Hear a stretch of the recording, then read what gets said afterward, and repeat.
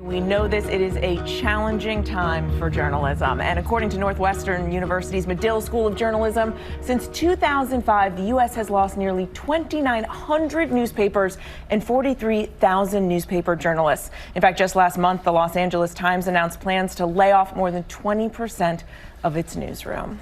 And joining us now is a legislator who is taking on this cause, California Congressman Mark DeSaulnier. Thanks a lot for being with us. We appreciate it. My pleasure. Thanks for asking me. So 43,000 newspaper journalists, that's a lot of people. And I want to quote you right here. You said that if you want to undermine American democracy, this is one of the prime ways you would do it. It's how people get information. You want to do something about this. So you're reintroducing legislation. Tell us about it. Two pieces. Well, both of them are designed to get the Congress more aware, first of all, but particularly to help nonprofits. A lot of local news, they don't make a lot of money. They're mom and pops or pops and pops or moms and moms. So it's not about making a lot of money. It's their love for journalism and their local community. The other one is a sense of Congress. The other bill is just for Congress to say, hopefully on a bipartisan, large consensus level, acknowledging the importance from the Congress's perspective of helping local journalism.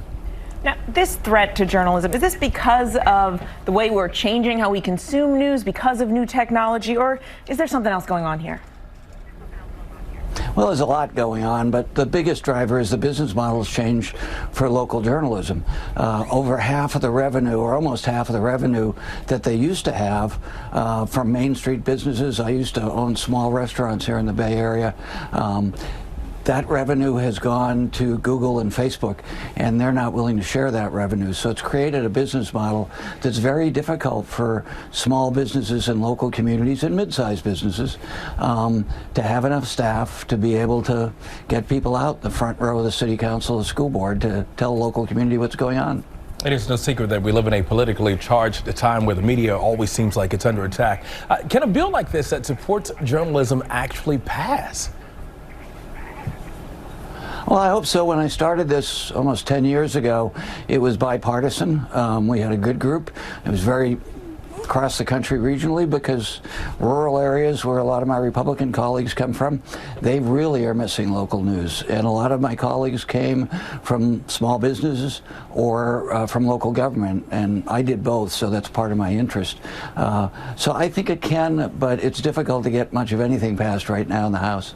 You mentioned it is a difficult time to get much done in the House. I do want to ask you about some other pressing news. You know, the Senate last week passed this foreign aid bill, including funding for Ukraine and Israel. Speaker Johnson says he's not even going to bring it up for a vote in the House. He's demanding border reforms, even though, of course, he just blocked a bipartisan border deal. So give it to us straight. Does this stand any chance of becoming law?